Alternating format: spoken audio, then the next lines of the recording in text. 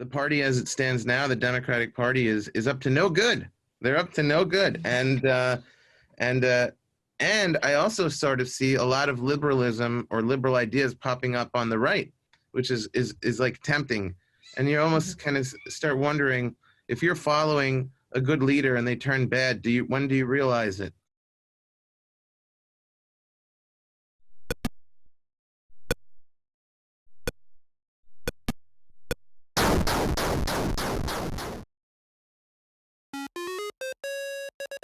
Hello and welcome to Unsafe Space. My name is Keri Smith. I'm here today with my co-host Beverly, who some of you may recognize from chat. And I'm very excited because we're going to be doing a special conversation with a comedian. Daniel Lobell is a comedian, comic book creator, and the host of the Modern Day Philosophers podcast, which features comedians like Bill Burr, Brian Regan, and Maria Bamford. He also hosts the Tipping the Scales podcast about body image and health. You can visit him online at dannylobell.com, and we will put that link along with social media links in the comments. But welcome, Danny. Welcome, Beverly.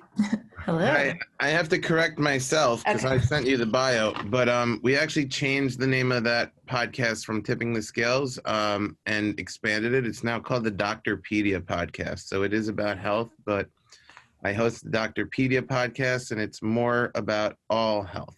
So cool. I sent you outdated information, but it's up there. You can check out the Doctorpedia Podcast. The Doctorpedia. And then can you tell me a little bit about the Modern Day Philosophers podcast with comedians? Just tell our audience a little bit about that one. Is that you doing like long form interviews, sort of like Joe Rogan? Yeah, I do like an hour and a half usually, in the first 45 minutes, I failed math, I think, is an interview. And then I've been doing it for like 5 years. It's an interview. And then the second half, there's a great comedian in New York named Alex Fasella, and he matches up every comedian with a philosopher who he feels has something in common with or something totally against, always something to make a stimulating connection between them. They're either like very opposed to that philosophy or they're very of that philosophy. And so we like learn a little bit about the philosopher and go over a few quotes and then, bounce them off the guest and see how the guest stacks up as a philosopher themselves. So what's a good example of one that you've done? Well, I don't know because I never really retain the information, but it's all up there somewhere. But I'm not like I like philosophy in that I like conversation, and I think philosophy is a great. You take people smarter than me who have come up with deeper thoughts. Although I kind of feel like we all have the same deep thoughts, they just articulate them in fancier words. But people who are able to articulate really good thoughts, and I just steal that to make my conversations better. But if you actually ask me like about philosophers, I'm not. Alex could tell you. He's like the philosophy nerd, if you will, and I think he'd wear that proudly of the two of us. But for me, I'm just a working class moron who likes who likes deep conversations. But So one of the reasons I wanted to bring you on today is because we've been doing. So I used to work in comedy. That's how I know your wife, from way back. And I got out of comedy. You may or may not know, but in the past few years, I've had this transformation, I guess, in ideology and in belief systems.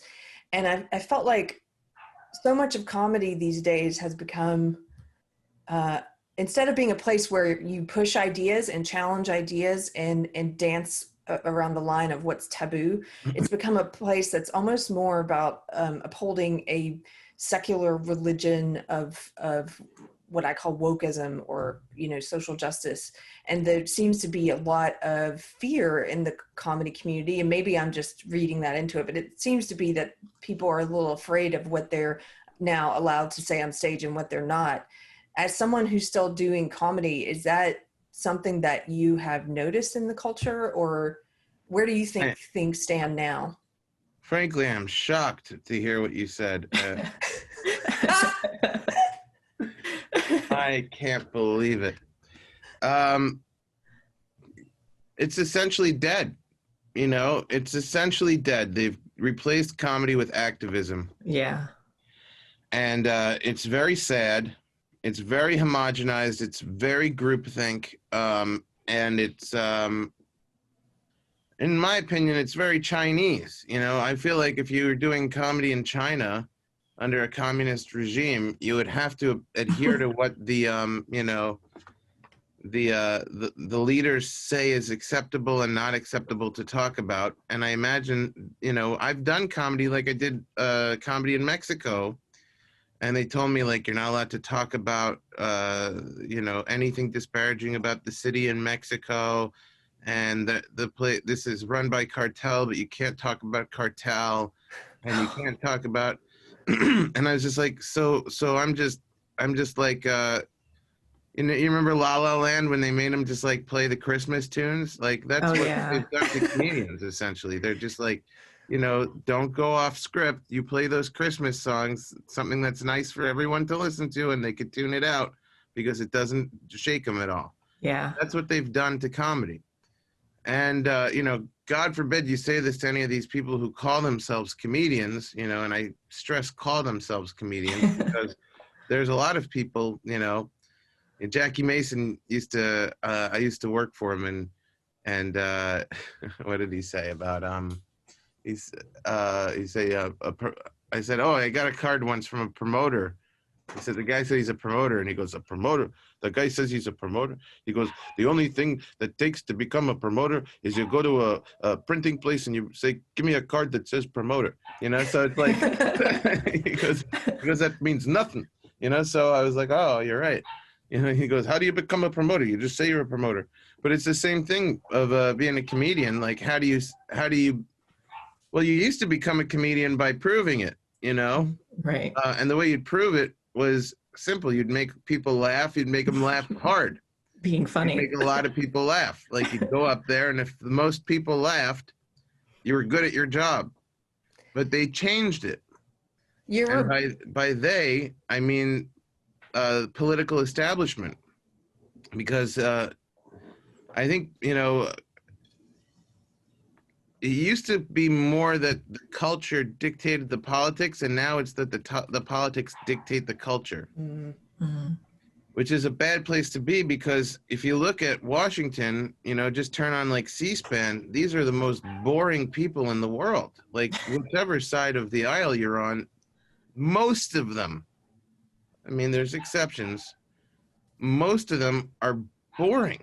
Politicians are boring. When they're dictating what comedy should be, you have the least funny, most self-righteous, sanctimonious people controlling something that's supposed to be the absolute opposite of it, right? Yeah. You're making me think of a comedian, Jimmy Dore. Do you watch Jimmy at all? I don't watch him, but I know who he is. I mean, I've been on shows with him. He's just something he said recently when you're talking about people who are comedian in name only, or who just decide that they're comedian. He was saying, he was making the same point about fact checkers. You know, how do you get to be a fact checker? Well, you just put it in your bio. Right. That's what I do. Right. Yeah. Fact checker. Fact check that. You know, I put up this thing the other day on, I've been driving everyone nuts on my Facebook page for fun. And I just put this thing up that they said, you know, Snopes. It just came out that Snopes is politically motivated. I said, well, I heard that, and I went and I immediately Snopesed it, and they said it's not true. Where do I go from here? You know, so you know, then people go, Snopes is people. Everybody thinks, this is the amazing thing. Everybody thinks that they're so important now, and that's the other thing. Like, people used to have an idea of, like, those are public figures. They have some type of training, although it was never true. I mean, it was all an illusion that we had some kind of special power to have opinions that nobody else had. But, you know, once they exposed that as a fraud and people realized, oh, those people's opinions are no better than my opinion, which is probably good because it was a lie to begin with, then everybody thought my opinion is amazing. That part's a lie. So yes, nobody's opinion is more important than anyone else's opinion. Some people, though, some people have worked hard at being able to get their opinions across in palatable ways. And some people are socially inept in life, and even more so on a computer, you know? So that's the thing that's missing. It's not that anybody's opinion is really better than anybody else. It's just that some people have training in how to convey it. But they open up the floodgates to everyone who has no idea on how to articulate an idea or make it palatable to the masses. And then you have just insanity and mayhem, which is what's going on my Facebook page for my own personal entertainment every day. You know. Where do you see things going from here? Because I think, and I'm looking at it from a distance, I don't work in comedy anymore, but I remember when I was what I call a social justice warrior, and a lot of the comedians I chose to work with shared my ideology, but it wasn't mainstream yet. But I could see it going there, which made me very happy because I was a true believer in this belief system. And I thought I was helping to make the world a better place by working with comedians who preached the same ideology I had in their work. And it did go there, and it became something that I saw comics getting TV shows and doing social justice comedy who had never done social justice comedy before, but they were now, it seemed like that was the thing to do. Right. Yeah. So my guess, I have an idea about where it's going next, but I wanted to get your take on that first. Well, I think it's going to start, you know, a backlash. You know, I think, you know, basically most comedians are very unoriginal, and they are also very needy for love. That's just true. That's why people get into it. I'd probably fall in that category myself to some extent, although, you know, having a wife and having a kid filled a lot of that need for love for me, which was freeing. But if you don't have those things, then that hole, that gap that you are trying to fill with love is very strong and almost magnetic, which is how you're almost able to like magnetize that love out of a crowd of strangers, like sucking the love, give me the love, you know? So, and then it's not real love, it's drugs. So it wears off real fast. And then you're like looking for another fix of basically what people want is love and acceptance that they never felt they got. So that said, most people see something like what you were saying with social justice, and they're like, ooh, love, there's the love. How do I get the love? I'd say those things. I get the love. I get the love. And because that's the mentality, and there's that neediness, people will flock to it. They're not very strong or grounded in their beliefs to begin with. Their real basic belief is that I need love. And if I type BLM, BLM, BLM, BLM, it doesn't matter what I really feel about it. If I love it, if I'm indifferent to it, whatever it is, it's going to get me a lot of likes, and likes feel like love. It's that little hit, that little high. Yeah. But then you have a small group within the flock who, and I hope I'm in that category, are not as needy for the love. And the desire shifts from love to what I think it's supposed to be, which is self-expression and individuality. And that's what leads that flock, you know? So this could sound very braggadocious if I'm not careful how I word it, but it's not that I'm necessarily right or that I'll lead the flock with what I think. It's just that one of us who is not in the groupthink is going to go in a direction, and that direction will be the one that catches fire, right? Mm-hmm. And it's got to be a rejection of what's going on, because there's also this feeling of like, I need to stand out. And that I'm still a part of, I suppose, right? I still feel like I need to stand out. I can't be part of that's where I really feel like you find the divide between comedian and actor. Because there's this little sense of like, I want to play with fire in a comedian. And then there's like these people who are really an actor who have memorized a monologue, and they find that it's fun to perform it every night. And it's a funny monologue, and they get some laughs. Are they necessarily funny people? No, they're not funny people, but they could be, they're funny in the same way that somebody can get laughs in a Neil Simon play, and people will say, oh, you're really funny after the play. You just know how to deliver the lines, and you have some idea of what the lines should be. Maybe they were even written for you. In many cases, they are. But you don't have that feeling of like, I also kind of want to throw a match into this thing. So one of us match throwers will throw a match, and one of those matches will catch fire, and then everyone will shift over to that fire. They'll be like, oh, that's the thing now. So my personal feeling is that I'm sick of the censorship. I'm sick of the groupthink. I'm going to go against it. I'm going to challenge everybody on their ideas. And for me, that's fun. That's my little match that I throw into the crowd. And so I'm hoping that that's where it goes next. But I'm sure there'll be like 10 other approaches, and one of those could take it. But what do you guys think?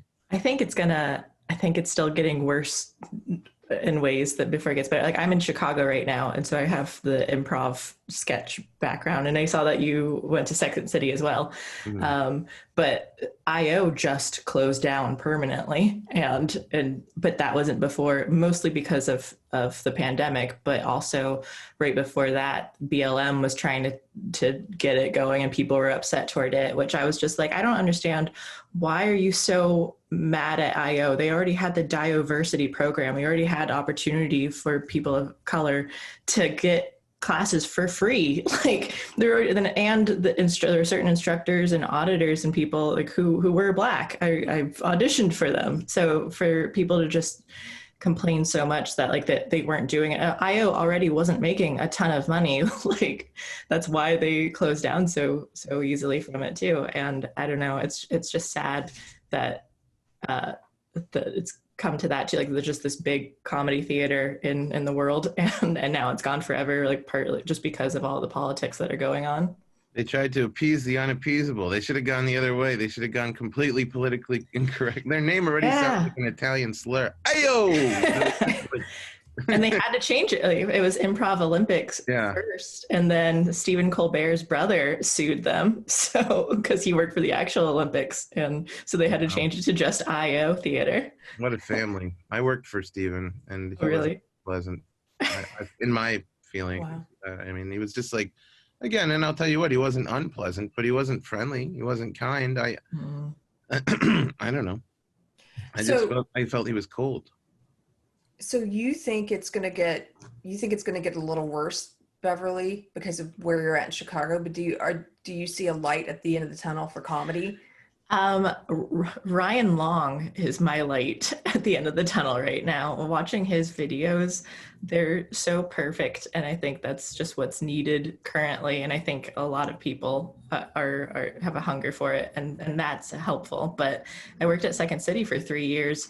And Daniel's right, like it's just the same thing. Most of it was just kind of this Trump, and it's such low-hanging fruit for a place that says that they're supposed to use the higher thinking comedy, and but it was just like really boring. And I think I mentioned this maybe on the last time I was on the show, that we had people in the audience walk out. There was one of the shows that was just so preachy about race. It was just like how everyone, like all white people are so racist. And we had so many people walking out that they were just like, I don't want to be told that I'm racist. Like I wanted to come here, just get away and laugh at stuff. And now I'm just being called a racist. So yeah, we had a lot of, but they're in such a delusion too, because they're just like, well, they're just racist, that's why they're leaving. They don't want to be like, they're white supremacists, so like of course they're gonna leave. And like, no, that people didn't want to get a babysitter to go out for a night of abuse. Yeah, right. That's not what they wanted. Well, I tend to think, I mean, I'm removed from it, so just watching it now from afar, I definitely think, I think you're both right. There's something coming. People like Ryan Long who are starting to get attention online. There's this kid, Cole, I'm blanking on his name, but the video that went viral yesterday of this guy who showed up for a university that was discussing changing their racist mascot. Oh. And he just completely trolled them and suggested a woke mascot instead. And it was hilarious. And he did it just for the love of comedy. He's not getting paid to do that. That's not a real routine. But it was watching comedy in real time with all the university officials trapped there on Zoom with him. And I think people are going to start seeking that out. And like you're saying, Daniel, it's going to be, somebody's going to throw a match, or there are going to be several matches that are thrown, and slowly the industry is going to shift towards, okay, now we're going to go after the non-woke. And then you'll see actors, as you call them, performing non-woke comedy as well. That's right. It's just, they just go with what is, working, and then they all jump on board. Here, this is what I woke up to this morning. And I love, like I said, I've been using the Facebook audience. I've been trying to walk them, because that's the I told my wife I want to do people say how to grow your social media following. I'm going to do one on how to shrink it really. Yeah, how to walk people off of Facebook. But I wrote a silly joke yesterday. This isn't even one of the ones that should offend anybody, really, but it's 2020. But I wrote it kind of like a Rodney Dangerfield-esque type of joke. Like, I tell you, I wrote, I tell you, it's been hot lately. How hot is it? I've been sweating more than Michael Richards at a BLM rally, right? So then here's a guy who calls himself a comedian, and he replied, hotter than a Charlottesville tiki torch at a synagogue. Still sound funny? Oh my gosh. So I wrote, that's what I woke up, that's the first thing that popped up this morning when I went on there, and I wrote, sure, but not nearly as well written. The word tiki torch is inherently funny, though. What a humorless scold. Wow. He wrote back, you? People who think they're moral and insightful are neither. So it's like, are you a comedian at that point? What are you? Yeah. Because you're anti-comedy. That guy is a comedian who replied to you. Supposedly. Yeah. Wow. Supposedly, right? That's a guy who printed comedian on a business card. But yes. Name only. Wow. Right? So, he thinks that being a comedian is being an activist because he doesn't know what being a comedian is. He has no idea he's not a funny person, but he wants the love. So his idea is just I know how to get the love. I will be the warrior. Like you said, the warrior, which is funny because it's the weakest form of warrior, right? When you think of warrior, it's supposed to be like a Scotsman out in a field in a kilt with hurling something all right, come at me, it's a warrior, It's not supposed to be do you think Tiki Torch Synagogue is funny too?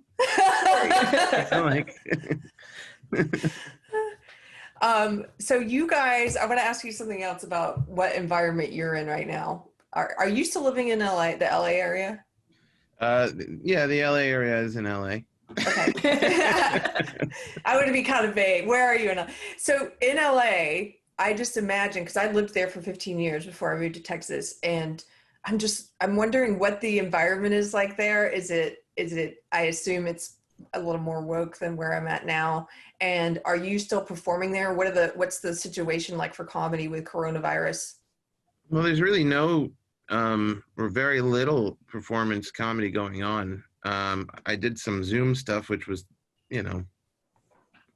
it's better than, is it better than nothing? It's something. It's a way to make money anyway, but it's not anything like what you feed off of as a performer. Not talking about this, but I mean, I did a show with I think 400 or 500 people on mute, and this is you do a joke and you just see all these little squares of people. Yeah. I imagine that's got to be. My boyfriend does music, and he's done some Zoom live streaming shows, and when everyone's on mute listening, there's no applause. It is disconcerting. It takes some getting used to. He was saying. You see some of this. And I imagine that's even more just like strange as a comedian, because I can't credit this person because I can't remember who said it, but I did hear a comedian once talk about how comedy is like a tennis match, and you really rely on the audience to serve the ball back to you. Yeah, absolutely.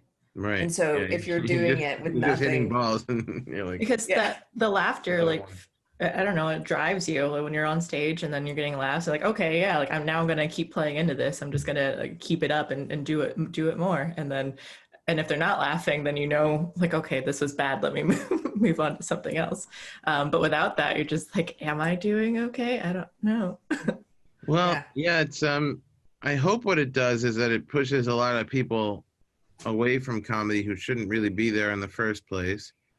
As they stop getting the high off the laughter, maybe they'll get sober and they'll clean their life up. But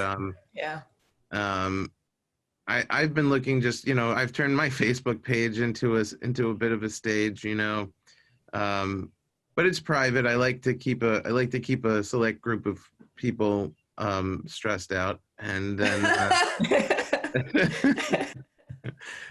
but it's a good training ground, and I've been writing comic books. I have a new comic book coming out for Thanksgiving, which you could get at fairenoughcomic.com. So it's different places to try and use the skills in different ways.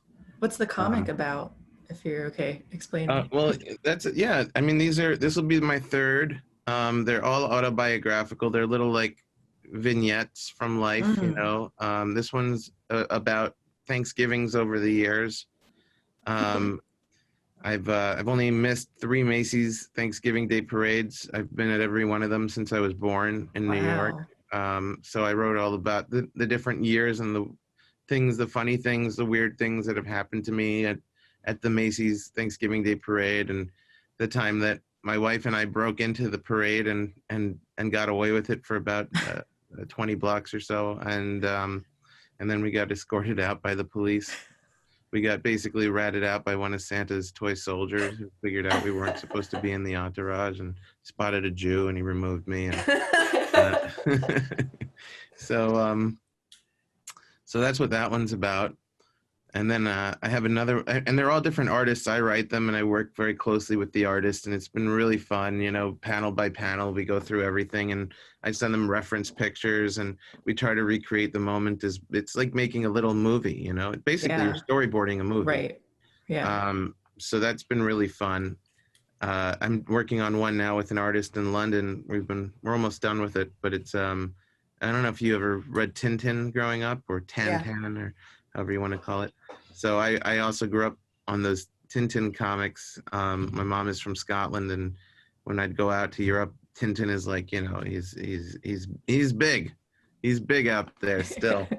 And so I grew up on those. I always wanted to make a Tintin style comic. So I have this artist in London that we're turning a story of the time I met Jonathan Winters into he's drawing it like Herge, who drew the he made Tintin.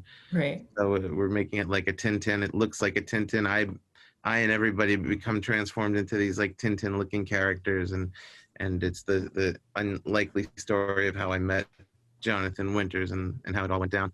So they're all like standalone stories. The one coming out for Thanksgiving is about the Thanksgiving Macy's Day parades over the years. That's awesome. Can you tell me, I want to go back just a second about you living in Los Angeles, because one of the interesting things I know about you is that you and your wife have chickens. Yes. And so it just doesn't compute for me being in Los Angeles, and it almost sounds like you're homesteading. Like I know some people who moved to get away from everything out to Montana, and they're raising chickens and goats and stuff like that. Tell me a little about that, and if you wouldn't mind talking about it, when you said when you got married and became a father and finding that the love that a lot of comedians are seeking through that. Can you talk a little about that transformation or what you learned in that life lesson? Yeah, I suppose that you tied it all together pretty well with the question, because I guess the chickens were a little stepping stone to that. You know, you kind of like experiment with what you can handle. So, you know, love is interesting because people look for love, but they don't really know what they're looking for. They're looking for excitement and romance, really. They're not looking for love. Love is more sustainable. You know, excitement and romance are like a buzz. You know, romance, you should always have it, and excitement, you should always have it, but every now and then, right? If you have it all the time, you don't have it. But love, you can have all the time and you have it. So what love really is, I think, is a mutual investment, right? Like you're invested in somebody or something, and they're invested in you. And kind of chickens are good in that way because they give back. You get eggs, you know? And if you take care of them, you get invested in them. Like the more you give to something else, the more attached you feel because the more invested you are in it. And that goes for someone else even more so. So, you know, I also think like when people think they're falling out of love, like my feeling, if they're a friend of mine, I'll always say like, do something for the person. Like stop worrying about what they're doing for you and start doing stuff for them and see if the feeling is coming back, because what you really want to do is reinvest in the thing. It's like if you know, I paint, and when I walk away from a painting, over a little while, I start feeling less interested in that painting. But if I see something that's like, I don't know, I probably should have worked on the nose a little more or something, and I go through the grueling process of taking out all the oil paints and the turpentine and everything, and I go in and I play with it a little more, I start loving the painting more again. I've started attaching to it again because I'm working on it. I'm doing something. So chickens came before Kylie, my wife, and before obviously, well, not obviously, but before my baby. So chickens were the kind of like the first thing that got me out of selfish mode, where I started caring for something other than myself. And chickens give you back those eggs. So there's this mutual exchange, you know, a dog gives you back love and chickens give you back eggs. And then, you know, you move on to bigger things. Maybe you start with the cactus, but I don't think they give much back. But yeah, so I started doing that in Brooklyn. I started raising chickens, and then I just kind of got into it. They're like a fish tank where you don't have to change the water. They look different and they move around, and they're kind of fun to observe, and there's something therapeutic about them, I think. So, yeah. So I think that sort of brings it, right? Yeah, I think it does. Do you have? I don't know anything about chickens, but I'm in a beginning stage of what you're talking about, of learning to invest in something and take care of it. And in terms of, I've been growing plants in my backyard. I'm not very good at this. I'm trying to get better. And so, but I've been curious about the people I know in my life who have started taking care of chickens or goats. And do you need a lot of land for chickens? No, I mean, I started in Brooklyn where I had very little land, and I don't have too much in LA either. No, just enough for a coop. A coop is not too big. So, and they're very easy to take care of. And if you don't, you know, starve them to death or something, hopefully you don't, you know, they live for like 7 years or so. So they're not like, you know, they're a real small commitment, you know. They're a real small commitment, because like a dog is like about double that, you know. So chickens are like, you know, you have them for long enough that you really care about them, and you know, you can watch them grow up, and you know, you literally eat something that comes out of them. I mean, there's this real attachment you have, you know, on a molecular level to the chickens, because like they're sustaining you as you're sustaining them. There's a real exchange there. Like you don't get that even with a dog, but like, I mean, hopefully, but well, maybe. I don't know what you're into, but you know, usually you don't eat anything that comes out of a dog, but, you know, but you do eat something that comes out of a chicken, and so you're almost like there's this attachment, I think, that forms there. How's Texas, by the way? Has the weather there too humid enough? Like, I don't know. I don't want a leading question. How's Texas? Oh, it's been raining. It's been actually raining. Like, I was on a road trip for about a month and got back, and it's been really nice because my plants are all still alive with the exception of one, and I had someone looking in on them, so that's been good. But yeah, I've definitely been thinking about trying to. I've been doing okay with the plants, and I do great with my dog, so I was thinking about kind of expanding. Yeah. So your Doctorpedia podcast, which started as Tipping the Scales, can you tell me how that started and what you guys focus on now? Because you said it's gotten broader focus. Well, yeah, the idea was to do a Tipping the Scales podcast because I've always struggled with my weight, and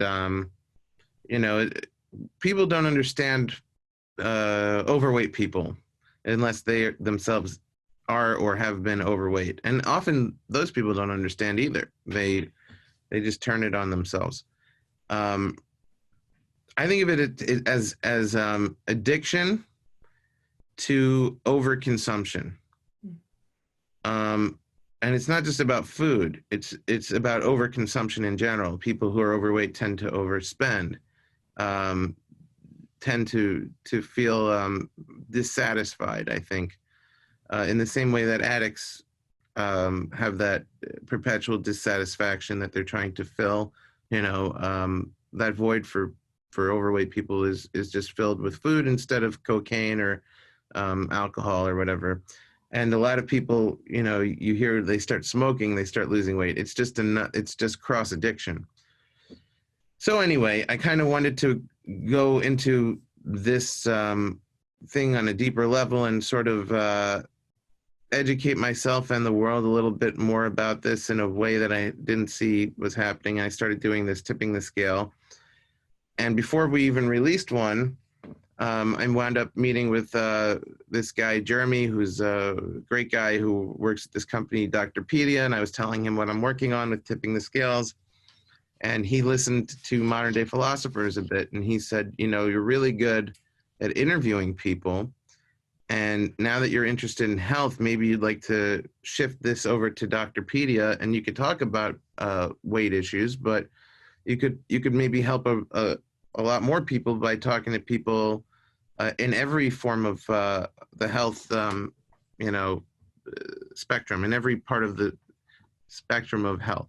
Mm-hmm. So it's been pretty cool because Doctorpedia is like, they're trying to be the Wikipedia of doctors, sort of like where they're competing with like WebMD, but instead of like you go on WebMD and you say, I've been sneezing and it says you're dying of cancer or something, you actually have access to real doctors and you can chat with them right away, and you can read articles, but you can also access like people right away. You could join like a membership and you can jump on with a doctor on a Skype or a Zoom.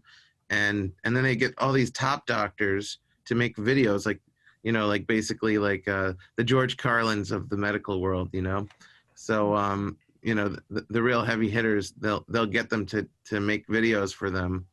So they're in touch with like the world's leading, like I talked to this guy, Kai Nishi, I'll get it right, who's like one of the number one doctor at performing surgeries with robotics. So like he's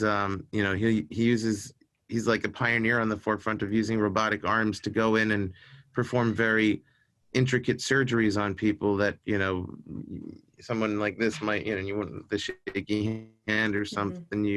Mm-hmm. It's precision, and it was like really fascinating to talk to him. First of all, he's kind of like Doctor Strange in a way, like he's racing fast cars and stuff in his spare time. And these doctors I like hearing about, like one of them's like a tango, his passion, and like when he's not, like he's a top surgeon, but when he's not doing that, he's going around the world pre-coronavirus to tango in the top tango places. These doctors are interesting characters. So I get like a little bit of that, and then I also like hear about what they're doing, and I try to bring some humor into it and keep it from getting too dry and medical. But like one thing I thought was really fascinating about like the robotics is that they will they pre-program the surgery before they do the surgery. So like that way they could see, they do the surgery. What do you mean? They program it. So they'll do like a virtual surgery on the person. They'll scan the person and they'll do it. They'll perform the whole surgery, and then see like what issues arise. Like, and then like, oh, it's like, you might get internal bleeding if a surgeon does something wrong, right? They'll know that because they'll like virtually do the surgery before they actually do the surgery. Then they make all the different calculations. What if we move this over point this of an inch and that? Let's try it again until they kind of get the surgery perfect. And then, nothing is perfect, can never count for every error, but then they'll like put the person in finally and then hit play, and the surgery happens and it's just far less opportunity for it to go wrong. It's so perfect and precise, So like this stuff is like really totally out of my world of, hanging out at comedy clubs and stuff. And I kind of love that, which is what I liked about the philosophy too. It's not like I'm into philosophy per se. It's just something so foreign to me that I kind of like to put it through my lens, Mm-hmm. That's interesting. Well, something you said about specifically about the topic of weight and addiction. Did I hear you right that people who overeat tend to overspend? Yeah. Is that a stat? Yeah. That's not surprising to me. I haven't read those stats, but that's not surprising because I quit drinking. It's been almost a year now. And it's fun. Thank you. And one of the things that I've found, I went to some AA meetings for a while, and I found that it was almost like, I thought this is something everybody should do. It doesn't matter if you have a problem with alcohol or not, or because everybody's got something that is probably a habit that is consuming them or something that they turn to as a crutch that then it starts controlling them, whether that's eating or spending, as you said. And one of the things I noticed when I quit drinking was that I like thrift shopping. I was telling Beverly right before the show about some of my purchases, and I noticed it went up a little. I started going more. Oh, interesting. Yes. And I felt, this is that part of me seeking some type of another vice. Yeah. That you're getting something from it, maybe just by going, and you get that feeling that what is it? Oxytocin, not oxytocin, whatever it is. Dopamine, serotonin that's released when I'm buying something. Right. So that's really interesting. So do you bring on doctors on that podcast? Do you talk to other people, or is it primarily doctors who you? So therapists, who do different forms of therapy, people who are medical researchers, professors of medicine. And so it's all kind of in that world, but, it's very, some of them will probably appeal more to some people than others, but it's interesting. I think people would like it. You go to Doctorpedia on iTunes and you'll see it. I have to talk to them about putting my name on the title, but you don't see my name. It just says the Doctorpedia Podcast right now, and it has their logo. But it's a comedian who's pretty much a working class moron, talking to like the top doctors in the world. So it's kind of something unique in that way, but it started out as the tipping the scales idea, and it sort of evolved into this. There. So Daniel, one of the things I noticed about talking to you is that you are, much like the doctors you mentioned who are these world-class surgeons, but then also surprisingly are really good at tango or have these other interests. You are a person who seems to be good at a lot of different things, or you have a lot of different passions. Not good at them. I have a lot of different passions.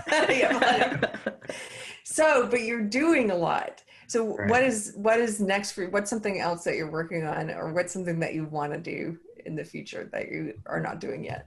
I'm working on, there's two questions. The first one, I'm working on something called The Lion's Den. It was going to be Daniel in The Lion's Den, but then I was like, Daniel in The Lion's Den with Daniel. That's a lot of Daniel. So I'm doing The Lion's Den with Daniel Lobell, where I'm going to jump into some unsafe spaces, so to speak, where I'm going to I want to talk to people in politics, and have these kind of conversations that I'm having on my Facebook page, driving people nuts. but like I'm trying to get on the Democratic politicians and who I feel in many cases betrayed by, and get to the core of it. Maybe there's more to the story than I'm seeing, and I want to because I am still a liberal at heart, although I'm very open-minded and I listen to conservatives. I listen to a lot of people. And libertarians and all these people, and I think everybody's got a lot of valid points, and there's stuff I agree with and stuff I don't agree with everywhere. So I'm not an orthodox liberal. I'm not strictly, I'm not strictly, but I am liberal, and I do feel that liberalism has been perverted lately, and it's been moving towards totalitarianism, and I kind of want to talk to these people and see, their take, the people in Washington. I've never been into politics because I didn't want to be. And now politics got into comedy. Yes. So I have to push back. Like, all right, comedy and politics, we were separate. We were doing our thing. You started moving into my space. So now watch me come back at you. So that's my feeling on it. So I'm going to start doing that. And I want to get into the Israel conversation because I'm a big Zionist and I'm Jewish, and I feel that there's a lot of misconceptions about what that means, and there's a lot of misinformation. Misinformation, that's the other thing that people go, it's misinformation. It's still information. It's not misinformation. It's information coming sometimes from an unqualified source or someone with an agenda. There's no such thing as misinformation. It's just, you can get incorrect information or, really biased information, but it's still information. You didn't miss it, you just. Yeah. So anyway, I don't like that term, but anyway, I used it, but there's misinformation going around about Israel, and I kind of want to jump into that space a little bit with the Lion's Den. Basically, go into a place where a bunch of lions want to tear you apart and see if you can survive as a Daniel. I like that. I like what you said about talking to Democratic politicians. Because I know a lot of people. So I consider myself part of the walk away movement. I'm a lifetime Democrat who voted for my first Republican in 2018 here in Texas. I voted for Ted Cruz, and I'm still a liberal, and people challenge me on that all the time, which I don't really, it depends on how you define the word, but on policies, I'm still liberal on most things. Right. And, but I also am tempted to, I've seen a lot of people who are part of Walk Away who've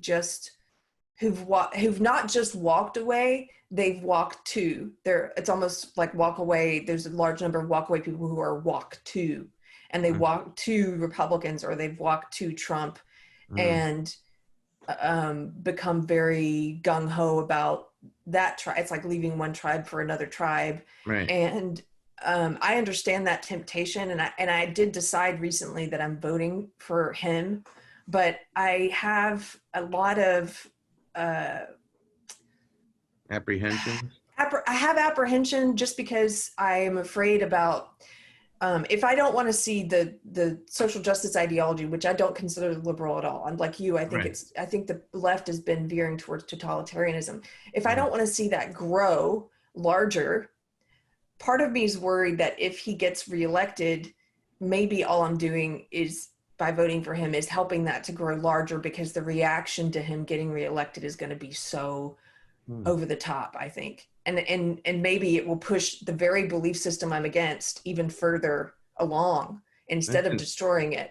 Interesting conundrum.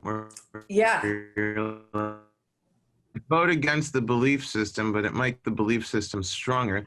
But if you don't vote against it, then that also makes it stronger, right? Yeah. So I'm in a place. Yeah, I'm in a place where I'm like, I'm trying to. We just did an interview with Brett Weinstein, who you should totally talk to on your Lion's Den podcast, and hasn't been released yet. But he's a true progressive, and in talking with him, he helped me remember that feeling of when I didn't think my old party was beyond redemption. And I'm kind of hearing that from you too. If it's like talking to Democrats and giving people a chance to pull the party back from right. the Because ideology. my feeling is like I totally understand the impulse to walk away, but I think that if the people who feel like me all walk away, then all that's left is radicals, so to speak. I don't like that word either because it sounds too fun. Right? Who doesn't want to be a radical? Like, I grew up on the Ninja Turtles. Radical is fun. Radical, man. They're not really radicals. They're control freaks, right? They're people who are trying to control you. That doesn't sound as fun as radical. Nobody wants an oppressive thumb on them. So call them oppressors. I don't want to be an oppressor. Doesn't that sound like more, radical? It's all language, right? And that's definitely something we understand on the left, is that language controls thought. And certainly in comedy, we know that, So radical is a really cool word for what it is. It's not radical, it's oppressor. It's oppressive. I don't want to be an oppressive. I don't want to be, and if I leave, then all that's left is oppressives. Now, I believe that the party as it stands now, the Democratic Party, is up to no good. They're up to no good. And I also sort of see a lot of liberalism or liberal ideas popping up on the right, which is like tempting. And you almost kind of start wondering, if you're following a good leader and they turn bad, when do you realize it? Or if you're following a bad leader and then they turn good, all of a sudden, if you're peeling your swastika off one day and you don't know why, you could be, right? Like, you go, wait a minute, am I being turned good against my will?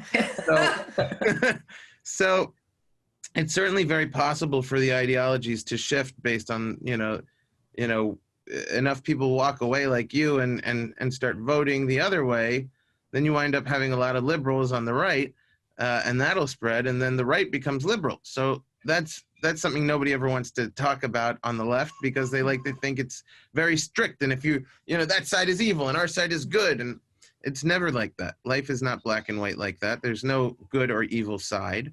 There's elements of good and evil in both sides.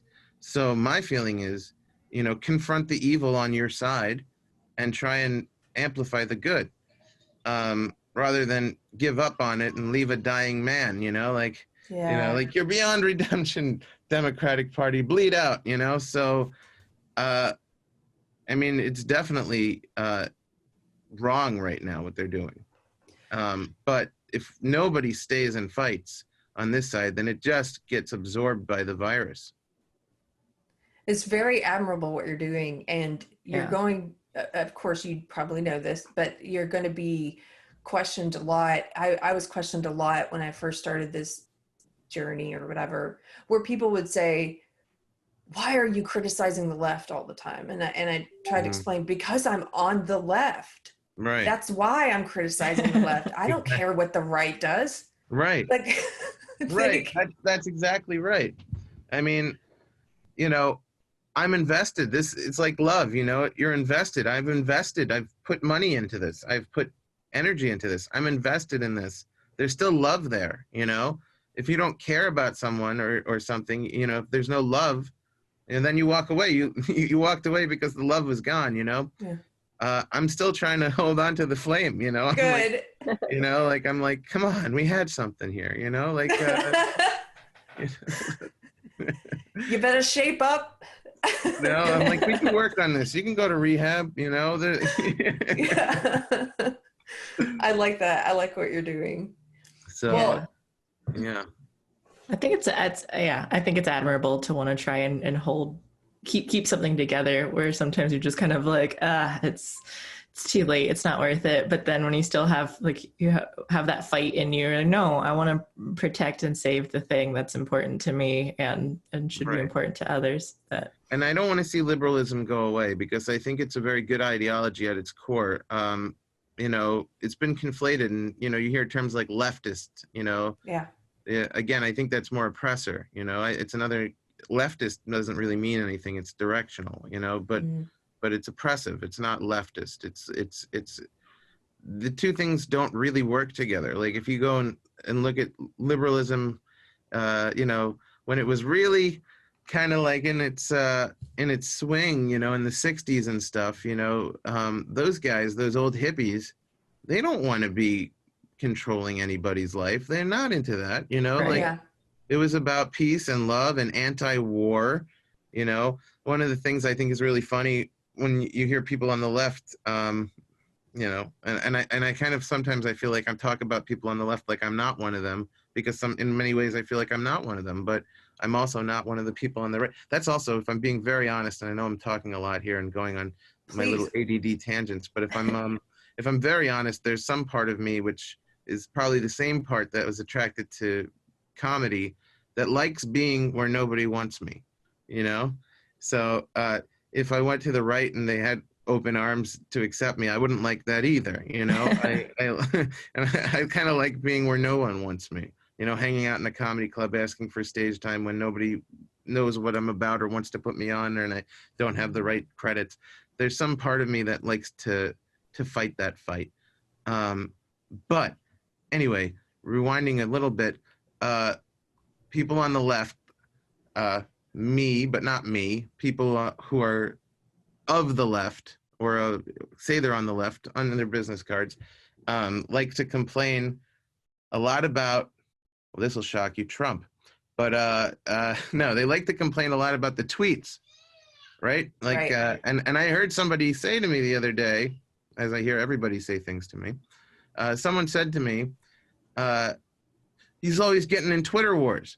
And that's like, little thing goes off, well, that's better than wars, right? Like, Yeah. Right. you know, like if you're fighting by Twitter, that's better to me. Then they go, well, it could lead to wars. But you know what else could lead to wars? Just starting wars, which is certainly something that we're guilty of.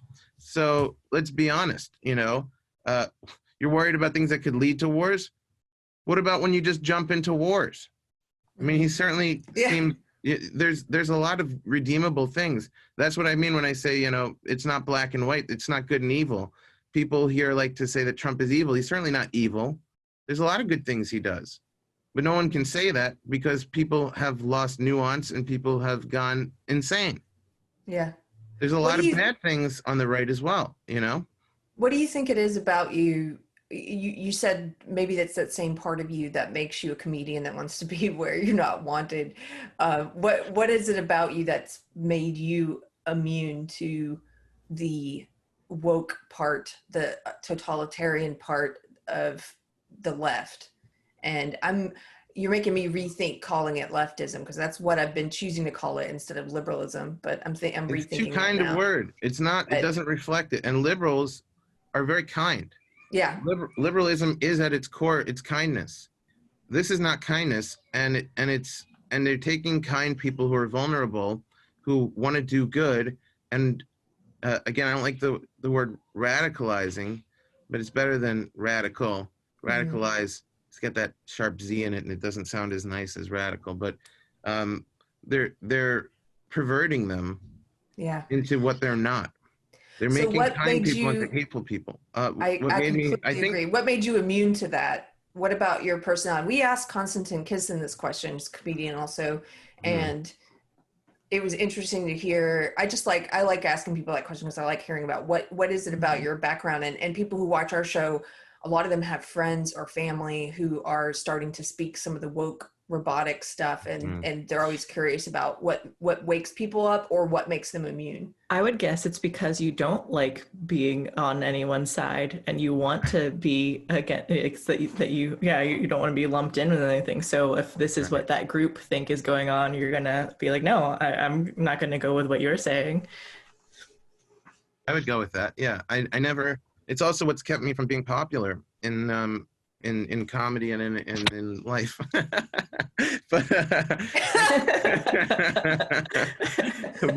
but it's certainly not, you know, I like being a contrarian. So anything that sort of starts to creep up that feels too homogenized, I have these little sensors that go off that goes, no. This doesn't feel right. Everything's starting to feel the same. You know, and so I'm attracted to the different, you know. Mm-hmm. I'm not attracted to the sameism. That's another one. I don't think that's a word, but it could be. I hate sameism. I like differentism. And then the thing that really set me off is they came after my sacred comedy. Like I just, that upset me. Like I love that freedom to say what you think. Like if you're attracted to different, you should be able to use different thought, you know. If you're being told you can't think different, you can't speak different, that just infuriates me. So that's what pushed me away from the wokeness. I certainly was like, you know, getting sucked in without knowing it for a little while, because like I said, they've infected liberals. They've not, these people are not liberal. They are, in the same way that those people are not comedians. They come into comedy and they spread, you know, anti-funny ideology about like, you know, the Tiki Torch synagogue. Is that funny? Well, you don't know it's funny. You claim to know it's funny, but yes, you don't even know you stumbled on something funny because Tiki Torch is a funny thing to say, you know, and you think you're going to outrage me because I'm Jewish and equate Nazism and synagogue shootings. Right. But what you didn't realize is you stumbled on a very funny word combination. So you don't know comedy. And these people don't know liberalism. They don't know it. They know a need for control, power. They're power-hungry psychopaths. And once they start censoring comedians, the ones who are comedians, you know, something goes off and they go, wait a minute, something ain't right here. And then you question things. And once you start questioning things, it's over. You know, you question things, you start to realize that something is corrupt, something is wrong. And that's what they, just in comedy, it's they don't want to hurt people's feelings. That it's that they have, it's safe spaces. Like even at Second City, they had not necessarily those words, but it was just kind of like we're an open, you know, hate has no home here kind of thing. Like, but comedy is just sort of inherently offensive. Like not all of it, but that's just kind of where it'll find a home. And to censor that, it's just kind of like, oh, now I can't. And even in classes that I've taken, they were just kind of like, oh, you can't really talk about this thing here because it's too controversial and not anything political, but just like any sort of like in society, it's something like it's not as fun to see something about like, well, why not? Like, what if I make it funny? What if like the jokes that are in here make it silly and we're making light of the situation now? And right, you're nailing it on the head. It's the taboo, right? So taboos have become taboo, if you think about it, and that's also a funny word, taboo. But taboo is supposed to be, you know, part of comedy. Comedy is, you know, making light of the taboo. But what they've done is they've systematically restricted taboos as things you can't talk about, which takes you farther and farther away from comedy. Because what they realized, the oppressors realized, not the liberals, but the oppressors realized that, I mean, liberals know this also, but comedy is a very strong and powerful tool to open people's minds. If you want to convey an idea to people that's not their idea, you can open their mind by making them laugh. Yes. You make them laugh, and then you can bring in, you know, outside thought. Well, what happened is they used that to bring in these thoughts, and then they're like, turn the faucet off, because you know, they're like, okay, we got the thoughts in their heads that we want, but now we can't risk new thoughts coming in. So we have to get rid of all those that made the people open their mind in the first place. And they do that by restricting taboos. So like, you know, things like, oh, doing an impression is racist. It's not racist, it's a skill. It's a skill, it's an audio skill, and it's, you know, if you're really good at it, it's a physical skill as well. And that's and it's funny because it touches on truth. You know, talking about certain things is not, you know, is not allowed. And what they do is they narrow and narrow and narrow the scope of because if you look at comedy and you break it down, ultimately what we'll be left with is a box of props, and the props will be pre-approved because that's like the most restrictive thing you could do. It's like, here are the props and here are the talking points on them. But what they've done is they've made it a narrower, and you see, here's something that I was thinking about yesterday in the car, because I really like Sebastian Maniscalco. He's such a skilled performer. He's so good at it. You know, he's just so good at it. Like, he brings physicality in. He understands the right word combinations. He's funny. He gets it. I'm not familiar with him. What's his name again? Sebastian Maniscalco. Okay. He's got a bunch of Netflix specials. He's great. He's Italian, and he's really funny. And he's able to survive in this climate because he's not saying anything really controversial. All the jokes he makes that are ethnic are about his ethnicity, being Italian. And Italians are not really part of the conversation right now in terms of, like, you know, touchy to talk about. So I'm thinking, man, well, Sebastian Maniscalco can pull it off in today's atmosphere. Like, but then I thought, but he's really playing the game. And that was like the first negative thought I've ever had about him, because I really like him. Mm-hmm. But I thought, you know, he's not challenging it. He's existing within their rules.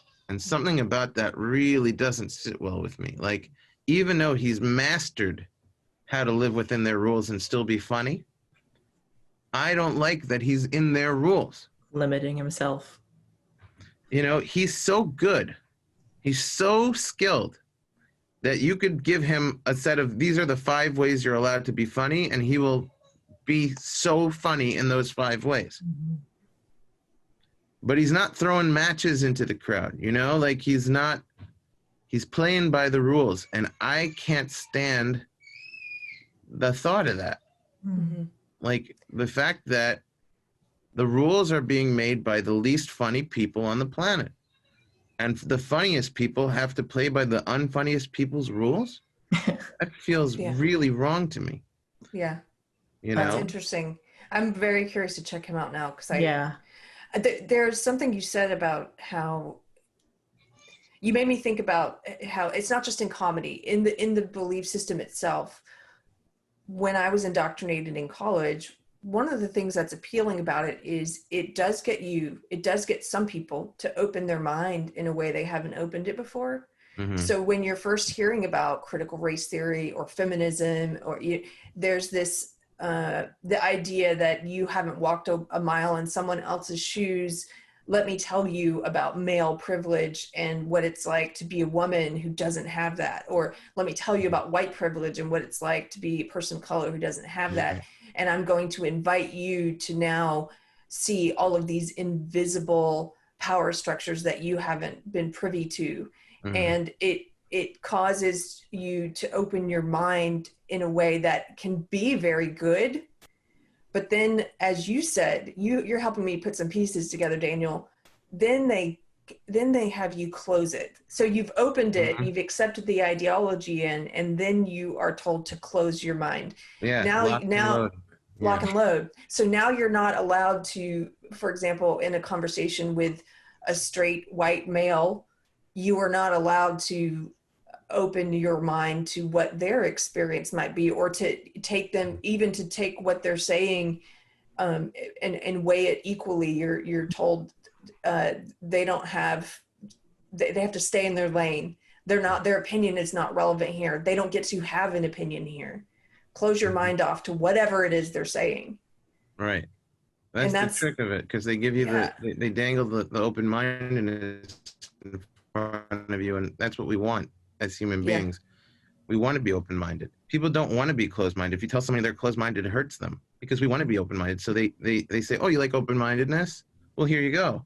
And then they go, "Well, you've had your fill. You stop it now." What's that mean? You've had too much to think. You've had too much. Don't be greedy. You've had enough open-mindedness. We gave you what you wanted. Now knock it off. So that's actually where one thing I disagree with I mean, there's a bunch, but there's one thing I disagree with Trump on lately, and I understand the sentiment behind it with this critical race theory, right? So he's banned critical race theory training in the government, right? That's what they're doing. He's doing what they're doing.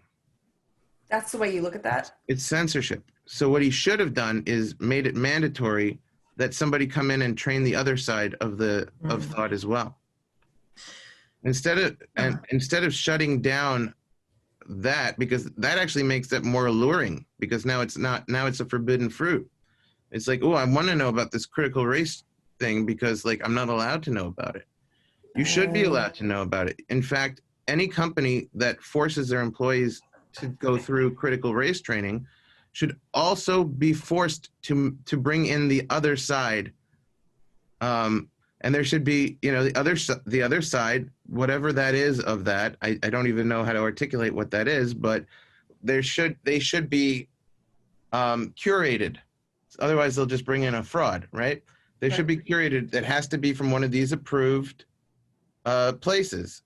Same as those people for the critical race theory. I can't go and give a critical race theory lecture, even though I probably have some understanding of it. But they're not going to bring me in because I'm not the propagandist. I don't know how to sell the idea. So they're going to bring in someone from an approved place. There should be approved places on the right with whatever the counter ideology is to it. Well, I would say... I was just going to say, anyone who forces their company members to one side of it should be forced themselves to bring in the other side. That's my thinking. That's interesting. Go ahead. Yeah, I think I agree with that concept in general of just like being able to see both sides. I think my difference in that is just when it comes to the government. I think it's a tax as a minarchist. I don't want my tax dollars going to teaching them anything about this though. I don't want. Well, think about how expensive it'll get to them. The company has to make the decision themselves, or the government agency, that it's becoming too costly and not effective. Right? And even doing both sides, it's going to cost twice as much. It's going to cost twice as much, and you've neutralized the effect. So at a certain point, if they're still doing it, they're nuts. But to tell them they're not allowed to do it, that's oppressive. It's and like you said too, it's enticing of just kind of like, oh, now I can't do it, and now I want. So I get the respect of that. It's like, if they're going to be forcing people to listen to one ideology, they should be forced to make people listen to the other ideology. They should be forced. See how they like being forced. When you restrict something, that makes it's supply and demand. The less of it, the more demand. So what he did is a little backwards in my point of view, in terms of if that's what you're going for. And I don't think anyone should be forced to listen to any ideology at their job, personally. I don't think you should have to listen to critical race theory, or, again, I don't know what the other side of that would be called, but whatever that would be. I would call it individualism, just teaching individualism, because critical race theory at its core is they're teaching collectivism, which is to look at everybody as what racial group they are, or what look at people as a member of a group, race or sex or sexuality, instead of looking at them as individuals. Have somebody like Candace Owens make a course, a counter course for what they're forcing them to teach, and then bring that counter course in the next week. Are they going to want to do that? Are they going to want to do that? They should have the right to, if they want to waste their money on super expensive intellectual, turning businesses into colleges, essentially. If they want to become an educational institution in addition to whatever the hell they do, then they should have to offer a variety of courses. For any private businesses that were going to do that, then I agree. Although I think it'd probably be better for them to do the individualist side first and then show them see the critical race theory to see now you already know this is dumb. Either way, I think could work, but I think that once you have somebody who thinks it's okay to force ideology, you force ideology on them. That's how you handle it. You don't restrict it, because again, if you have a good argument, you're going to, if you're right, if the things you're saying are right, that's going to resonate with people. Mm-hmm. So if you really want to open people's minds and you really want to offer people a broader way of thinking, you offer them a wider variety of thought. That's the difference between being oppressive and being enlightening. I'm all for teaching critical race theory if you're also teaching the other thing. But if you're not, but if you want to all of a sudden say I'm in the teaching business, you shouldn't be allowed to control people and oppress them with teaching a bunch of people who signed up to be, I don't know, metal workers, your thought, and that's it. That's not right. That's not fair. So we did an interview with Casey Peterson, and he was the whistleblower at Sandia Labs, which is the nuclear facility, government funded, where employees were being forced to go through these indoctrination seminars. And they even were separating out people by race. So they would have re-education groups just for the white male employees, where the white male employees were, after the indoctrination, were forced to write apology letters to all of the women and people of color at their company for their male whiteness, essentially. And I definitely have a problem with racially and sex segregated indoctrination with taxpayer money going to that. I don't think white men should be put in a group. Yeah, that's not liberal at all to say we're going to discriminate and we're going to, on the basis of race and sex, and we're going to force these employees because of their race and sex to go through this training. But it's when the it 2020 version of separating water fountains. Go absolutely. on. Uh-huh. But even if they weren't doing that, even if they weren't racially segregating people, what you're proposing, I'd have to think about it more, because I tend to be for him saying government money shouldn't be used to force this what I call indoctrination. But I hear what you're saying, and it's interesting. Casey Peterson pushed for that originally before it became a big story, before he went public. Internally at Sandia, he went to upper management, he went to HR, and he put together a course that was basically pointing out a lot of the inconsistencies in the things they were taught in the CRT trainings, and was offering an alternative point of view.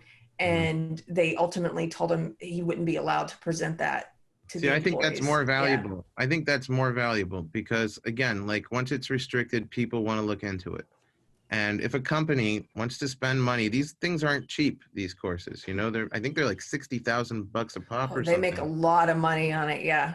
So if they want to spend their money and allocate their funds to that because they think it's important, and they have to do it to show both sides, which is fair, will they still want to do it? Will they want to spend 120 instead of 60, or if it's 100, 200,000, and effectively neutralize things and leave people to make up their own minds, because that's what people should be allowed to do, right? Yeah. So if a company for some reason still wants to do that, I don't care. Why should I care? That's their prerogative. And if it's a government agency, I think most people would it would fizzle out pretty fast. I don't know, but I'm more for that. I'm more for more education than less education or limited education. I think that's what I watch. I watch the stuff from the right. I watch stuff from the left.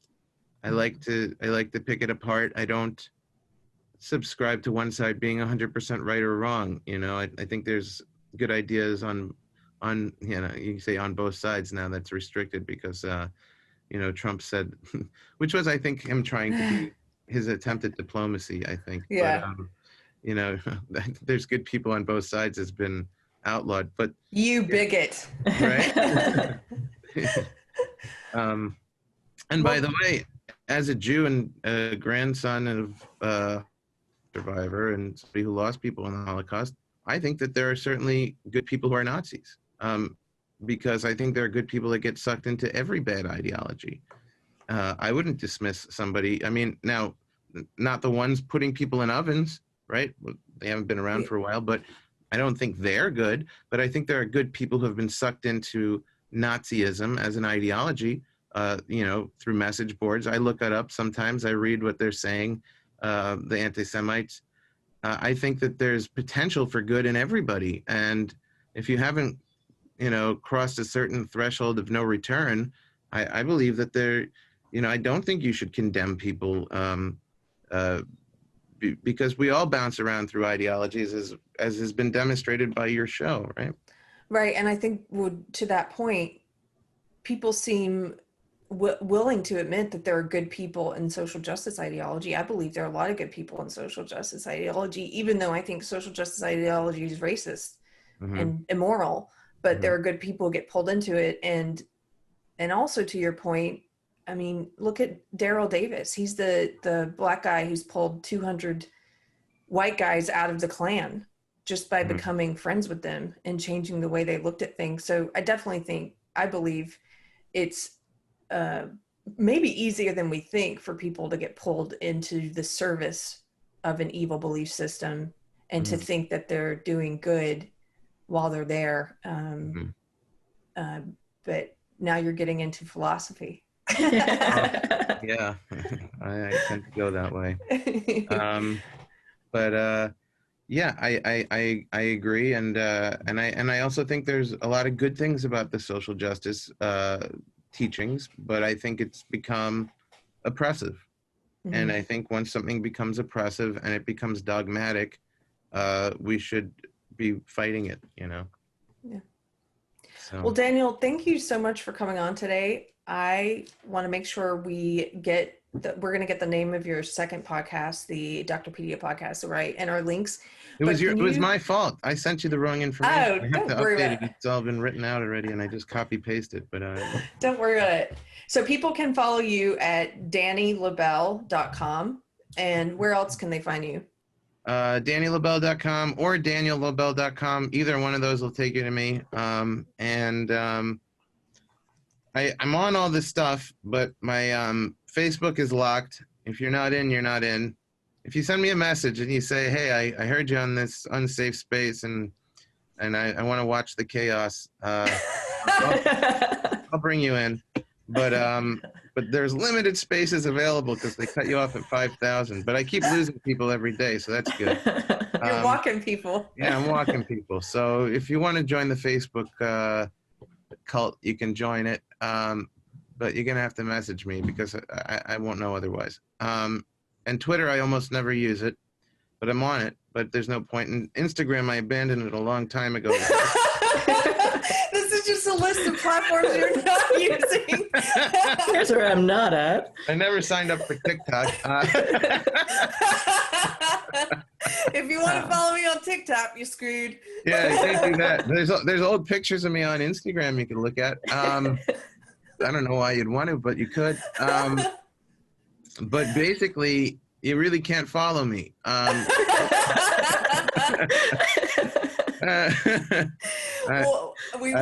can follow my podcasts. That's it. You just go if you want. You can go to the podcasts. Other than that, leave you alone. Yeah. What do I need? For what? What do you need? If you want to listen to the podcast, that's what I can offer you. I don't know. What else do you need? If I have an announcement, I'll put it out. But you can follow the Twitter. But like I said, I barely ever use it. And if you want to join Facebook, you can find me at Daniel Lobell. There's a bunch of Danny Lobells that are older accounts that I don't use. But you can go to the Daniel Lobell one and send me a message, and I'll be happy to add you in. But go to Fair Enough. That's it. Go to fairenoughcomic.com. That's where you can buy my comic books. The first one is sold out. The second one, there's still a few issues available, and the third one is coming out for Thanksgiving. So nice. In the Lion's Den, I forgot it's coming out. It'll be out. Yeah, it'll be out on YouTube in October. The Lion's Den. Thank you. Thank you, Daniel. Thank you. Thank you very much for coming out. This has been a funny ending. Thanks for having me. It's a great show. Appreciate what you're doing.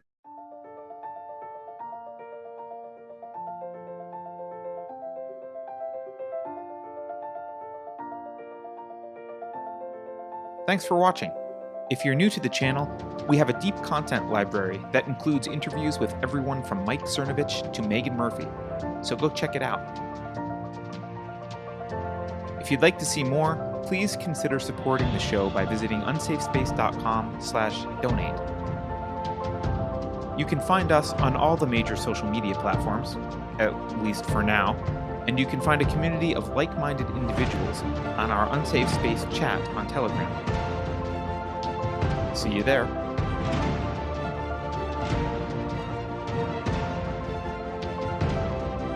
Warning. This is an unsafe space. Dangerous ideas have been detected. The content of this production has not been authorized by the Cathedral. Pay no attention to it. For your protection, the following co-conspirators have been unpersoned and marked for cancellation. Please keep socially distant from these individuals. I have calculated a 95.1% chance that these are the people history warned us about. If you think about it, no one should be allowed to express opinions. But don't. Think about it, I mean. That's not your job. Thinking has been scientifically proven to be less efficient than compliance. It is illegal for you to blame everything on Russia, but it is different for the media.